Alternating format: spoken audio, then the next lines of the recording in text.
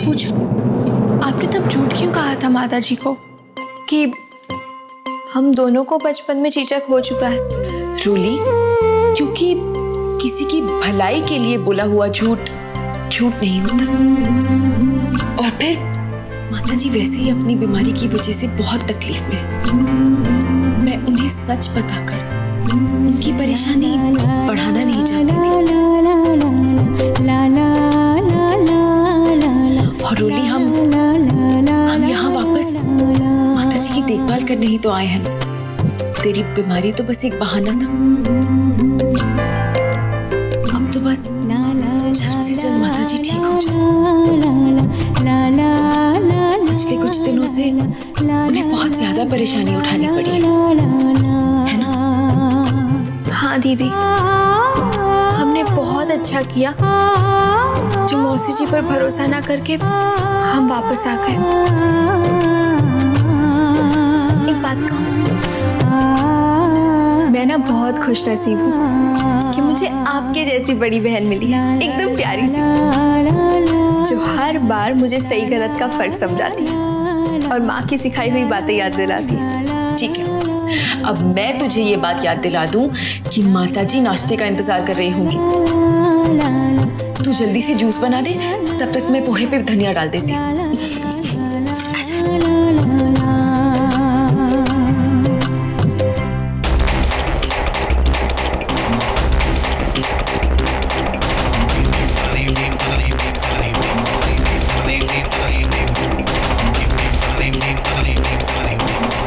मैं तुम्हें यहाँ ये न बताने आती कि मुझे जूस नहीं चाहिए, तो शायद मुझे कभी पता न चलता कि तुम दोनों पराए होकर भी मेरे लिए कितना कुछ कर रहे हो। और मेरी छोटी बहन जो मेरी अपनी है,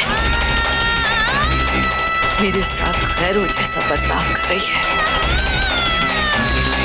इस वक्त जब मुझे उसकी सबसे ज्यादा जरूरत है, वो मुझसे मुंह छिपाती फिर रही है।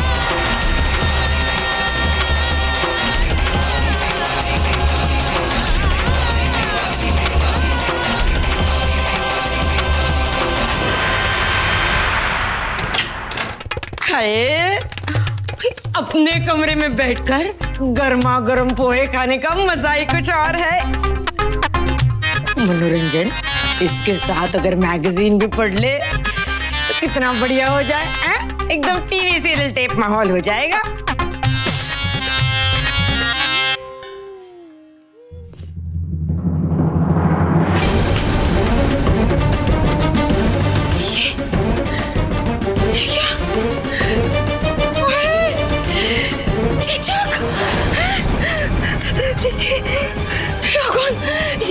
ये कैसे हो गया मुझे? माता रानी, क्षमा करना मुझे। भगवान, मैं तो चिको चुना क्या? मैं तो उनके पास तक नहीं गई। और ये समझने वाली बात है, ये उन दो बहनों की वजह से है। मेरी दिन भर चिच्ची को लेप लगाती रहती थी और उन्हीं हाथों से ये पोहा बनाया। मनोरंजन, गई भैंस पानी में। अब तेरी त्वचा का क्या होगा? कुछ ना कुछ तो करना होगा मनोरंजन। क्या करूं माता रानी? बस वही एक है जो मुझे समस्या से बचा सकते हैं।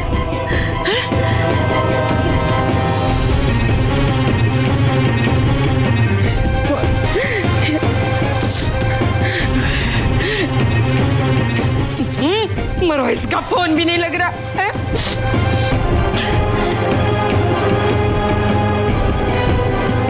हेलो,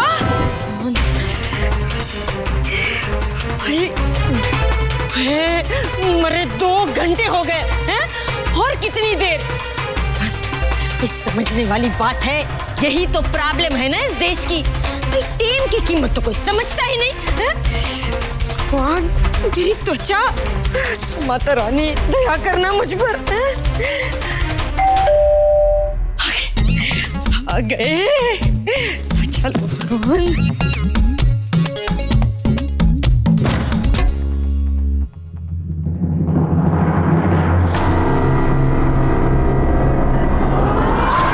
जय हो चमत्कारी बाबा की। आइए आइए बाबा, कुछ समझने वाली बात है, मैं कब से आप ही की राह देख रही थी। हैं? आइए आइए आइए।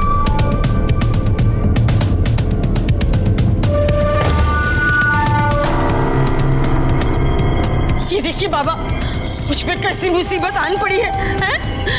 आप तो पूरी दुनिया को बड़ी बड़ी मुसीबतों से बचाते हैं, मुझे भी इस चीज की मुसीबत से बचा लीजिए बाबा। जय हो चमत्कारी बाबा की। अब हम आ गए हैं, इस दुनिया का हो या दूसरी दुनिया का, हर चीज का इलाज है बाबा के पास। ये समझने वाली बात है, तभी तो मैंने आपको यहाँ बुलाया है। मदद कीजिए बाबा।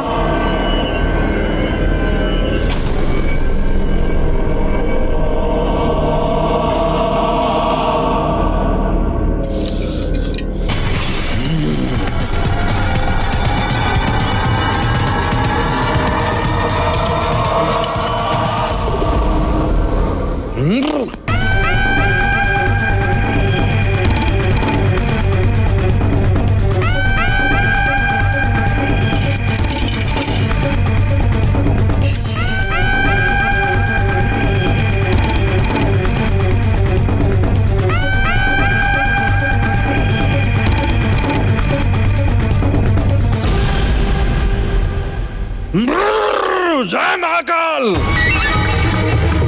बैठ जाओ।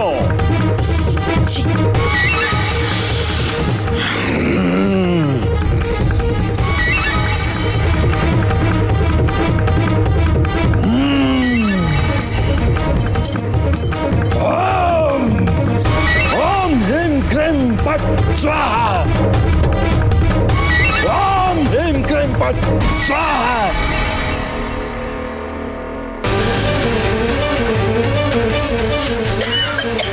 माता जी, आप पानी पी लीजिए। ये धुआं और मिर्ची जलने की बदबू कहाँ से आ रही है? रोली, ये इतना सारा धुआं कहाँ से आ रहा है? कहीं गैस पे कुछ भूल तो नहीं गई? नहीं दीदी, सांस लेने में बहुत तकलीफ हो रही है। रोली, एक काम कर, खिड़की खोल।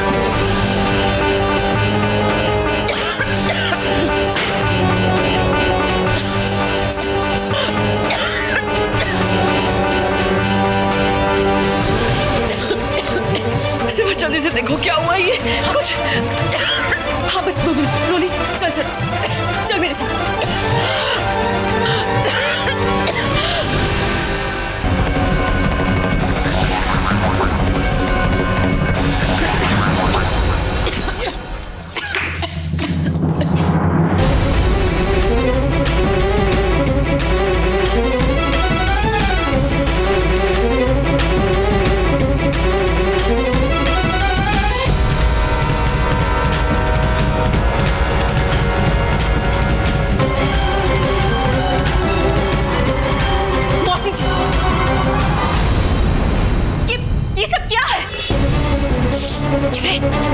दिखता नहीं, बाबा की पूजा चल रही है, हैं? पर मौसी जी, किस तरह की पूजा? मुसीबत से बचने की पूजा। तुम दोनों को क्या पता कि चुच्ची को क्या हुआ है? वायु से बढ़ने वाली बीमारी नहीं है, ये देखो मुझे भी हो गई, हैं? मतलब पूरे परिवार को हो सकती है। इसीलिए तो ये चमत्कारिक बाबा आए हैं, बहुत पहुंचे हुए हैं, हमें इस मुसीबत से बचाएंगे। अरे पर ओम ह्रीं क्लीं पट स्वाहा। ये जग की जड़ को हमारे घर से निकाल देंगे। चलो चलो, हाथ छोड़ो। मौसी जी, यकीन नहीं होता है कि आप इन जैसे लोगों पर विश्वास कैसे कर सकती हैं। मौसी जी, बीमारी का इलाज कैसे ऐसे पूजाओं से नहीं होता।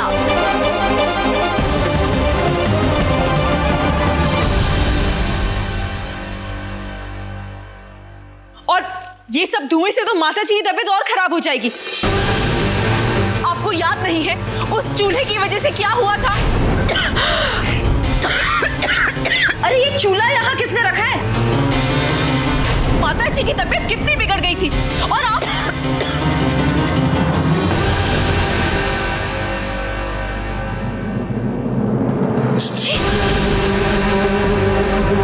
माता जी आप बाहर क्यों आई?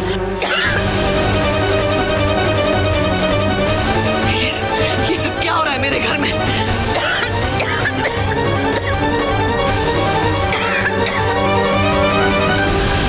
देखिए आप जो कोई भी है अपना ये सामान उठाइए और जाइए यहाँ से।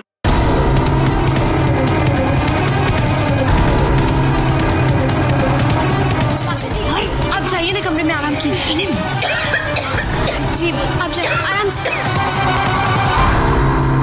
सुना नहीं आपने मैंने क्या कहा?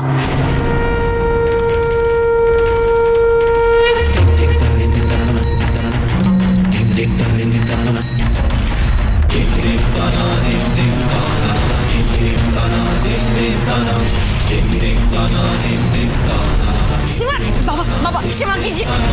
ये लीजिए, उठिए, जल्दी उठिए, जल्दी कीजिए। बाबा बाबा मेरी बात सुनिए।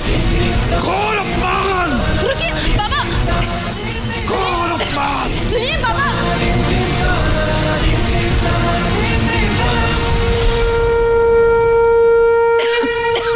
हिम्मत कैसे हुई इसे यहाँ से निकालने की? मैं लाई थी यहाँ मेरा इलाज करवाने के लिए।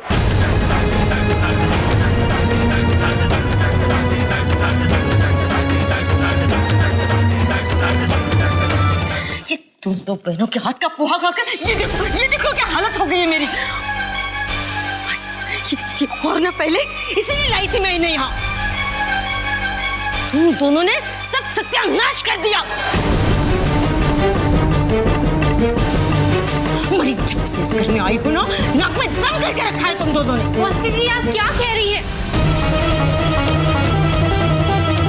आप इतनी खुदगर्ज कैसे हो सकती है मौसी जी? ये लो, चाय से ज्यादा तो ये किटली गर्म है। कर्ज मैं हूं या तुम?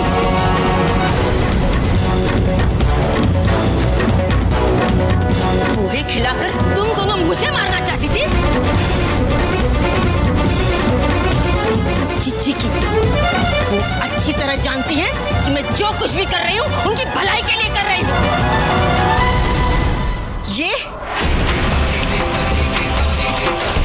ये भलाई है? मौसी जी इसे अगर आप भलाई कहती हैं तो बुराई क्या है? हाथ से आगे मत बढ़ो सिमर। इस घर में छोटे बड़ों से इस तरह बात नहीं करते। माफ कीजिएगा मौसी जी, मुझे भी बड़ों का अनादर करना अच्छा नहीं लगता, लेकिन यहाँ बात बड़े या छोटे की नहीं है, बात है सही और गलत की। अपने बारे में सोचना, अपनी देखभाल करना सही है, लेकिन सिर्फ और सिर्फ अपने बारे में सोचना और दूसरों की परेशानियों को नजरअंदाज कर देना, ये गलत है। तुम मुझे पलटकर जवाब दे रही है? गलत को गलत कहना जवाब देना नहीं होता।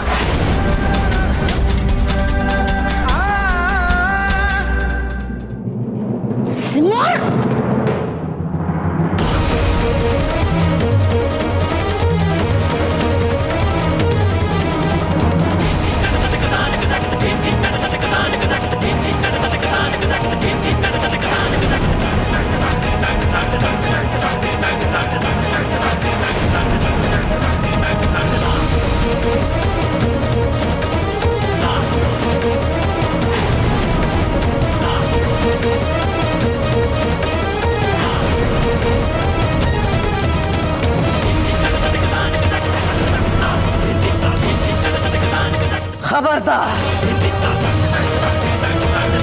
खबरदार जो मेरी बहुओं पर हाथ उठाया।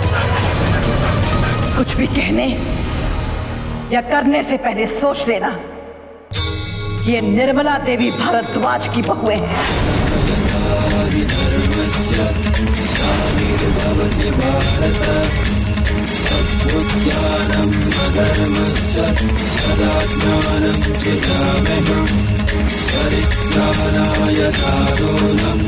इनका अपमान करने का, इन पर हाथ उठाने का तुम्हें कोई अधिकार नहीं है।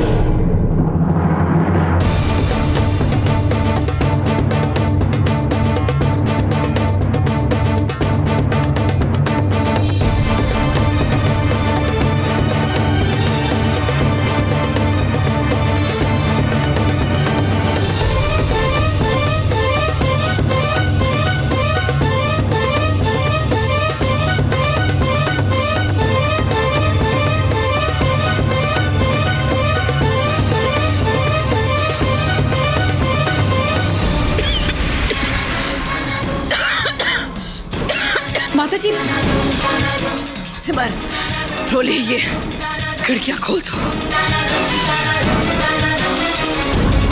मुझे अंधविश्वास का गंदा धुआं अपने घर से बाहर चाहिए।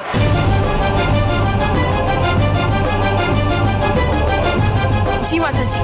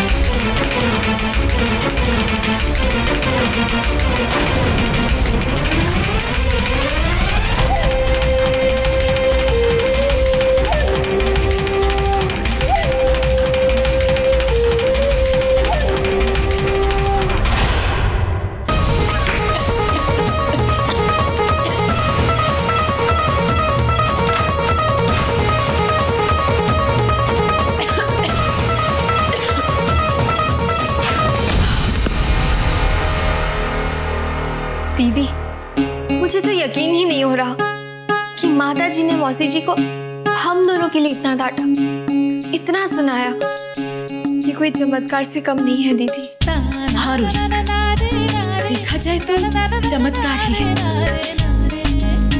लेकिन इसीलिए कहते हैं कि देर से ही सही, जीत हमेशा सच की ही होती है। शायद माता जी को भी ये एहसास हो गया है कि कौन उनका अपना है और कौन परा है।